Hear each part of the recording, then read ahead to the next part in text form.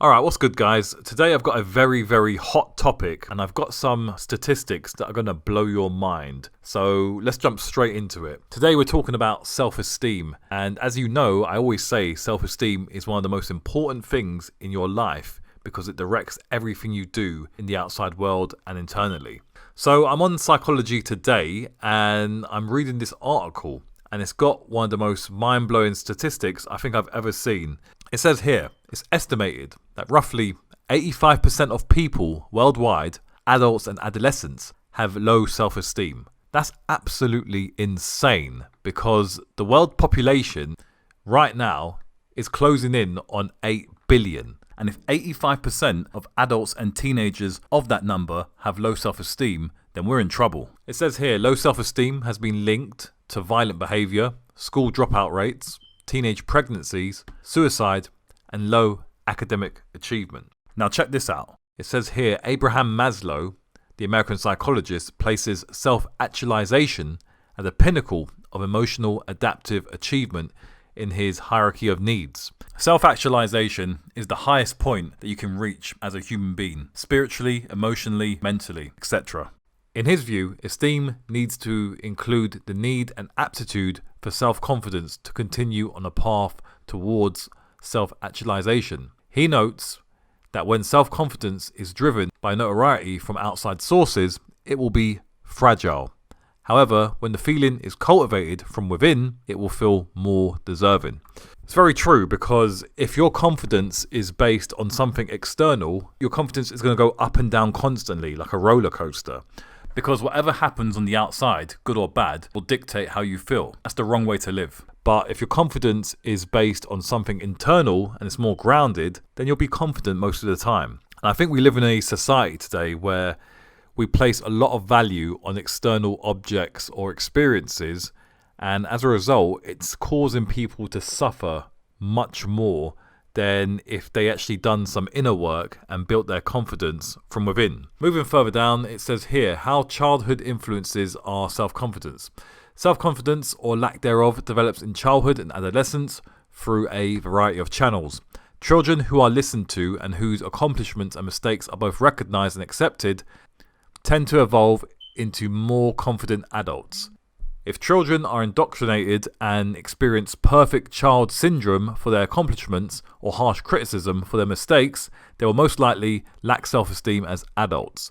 For those who don't know, perfect child syndrome is basically when you try and do anything to gain your parents' approval.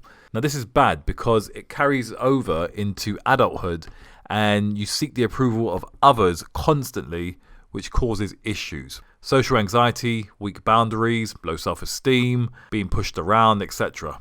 Moving on, it says here, there is also the concurrent impact of school success or failure, as well as the positive or negative social experiences that can adversely hinder self-confidence during childhood and adolescence. So if you fail at school and you have negative social experiences growing up, chances are you're more likely to develop low self-esteem. And of course, the opposite is also true. Positive or negative academic and social experiences may bring about self-doubt or conversely boost self-image. Now moving down, we've got even more alarming statistics. So it says here, for example, by age 17, 78% of girls are unhappy with their bodies, and more than 90% admit to feeling pressure to look a certain way or would change something about how they look if they could. 75% of girls with low self-esteem reported engaging in negative activities like cutting, bullying, smoking, drinking, or disordered eating. So most women out there, most girls, most young girls, teenagers are not happy with the way they look. And I think obviously social media has made this even worse, because if you speak to someone who's, teenage years, early adulthood, all of them are going to tell you, or at least a large majority in my experience, are going to tell you how they compare themselves to others on Instagram, or how they want some form of surgery done on their face, on their body, and it's really heartbreaking to see. Again, that stems from low self-esteem and low self-worth. So how can you identify low self-esteem? Well, it says here, have you started to notice, or have you been told that you're sensitive to criticism? That one's a bit hit or miss, because I guess we're all sensitive to criticism to some extent, But if you notice that you're always exploding when someone criticizes every little thing about you, then chances are you might have some low self-esteem developing. The next symptom, do you feel socially avoidant and have developed a pattern of isolating yourself in social situations? I mean, that could be down to social anxiety, but, I guess social anxiety is tied in to self-esteem as well, because you fear the judgment of others. Next, are you constantly having negative thoughts about yourself or your abilities? That's a massive one. Someone with high self-esteem has positive thoughts about themselves and they are very confident in their abilities and self-efficacy. But if you're finding yourself having negative thoughts all the time, or you doubt yourself, then you might have low self-esteem. Do you find it difficult to challenge and assert yourself? That's a big one. I think a lot of us have a big issue saying no to people, and we go along with things even when deep down we really don't want to. I think it's important all of you develop strong boundaries, and if someone crosses those boundaries, you draw the line there and then. Take some practice, and I must admit initially it does feel very uncomfortable, but the more you do it, the easier it gets. And the final symptom, do you have trouble with eye contact or a confident posture?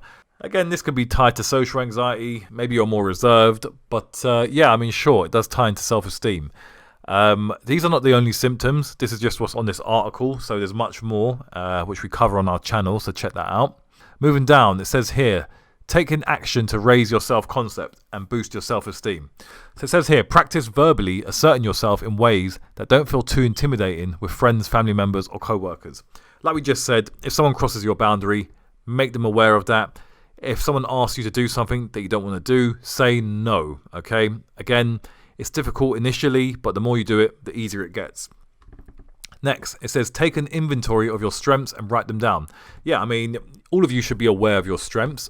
I think most people, well, obviously most people, 85%, focus more on the negative aspects of their character. But let's be honest, all of us have different strengths and weaknesses. We're not perfect. So I think it's important you all emphasize your strengths on a regular basis. Doing that will build your confidence and as a result, build your self-esteem. Next, try and do something new or challenging either daily or weekly. I strongly recommend this. I think setting yourself a challenge or a goal, then working hard to overcome it, shows that you have a tremendous amount of ability to achieve things when you put your mind to it. The challenges don't have to be hard. They can be very simple, but start small and gradually increase the challenge as you go on. But yeah, doing challenges and overcoming them builds self-confidence massively. Next one, actively self-praise daily. Yeah, man, I mean, too many people are too hard on themselves. They talk to themselves in such a horrible way. So try and praise yourself every day. If you find it weird or cringy, then you can see that there is a big issue there, because when it's something negative, you don't feel those emotions. So make an effort and plant those seeds today, and over time they will grow. Next, be honest about realistic goals so you reduce the risk of disappointing yourself. Yeah, I mean, that ties back into the challenging aspect. Set realistic goals, set small goals, overcome them, and gradually increase the difficulty as time goes on. Next one, practice confident posture, good eye contact, smiling, and standing straight. That's just body language. When you have high self-esteem, or when you work on your self-esteem and it starts to build up over time, this will naturally happen by default, just unconsciously. But consciously practice this as well, and it can, speed up the process. Next one, think of one thing you're proud of each day to improve and emphasize positivity. Yeah, I mean, do a gratitude journal. Write down 3 things you're grateful for every day, and you'll start to appreciate the things you have in your life more frequently, and you will boost your mood significantly. And finally, it says stop comparing and contrasting yourself to others. Focus on self-improvement, not on being better than someone else. Self-confidence comes from within, not from being ahead of another person or receiving respect from someone else. This is very important. You shouldn't compare yourself to other people. You shouldn't compare yourself to people online. You should compare yourself to yourself.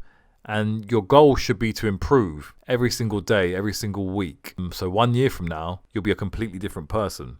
Only a fool compares themselves to others online, especially now with all the photoshopped images, the filters. Don't do that. You're asking for a world of hurt, okay? That is like a direct pathway to hell. Focus on yourself, focus on improving, and compare yourself to your old self. That's fine.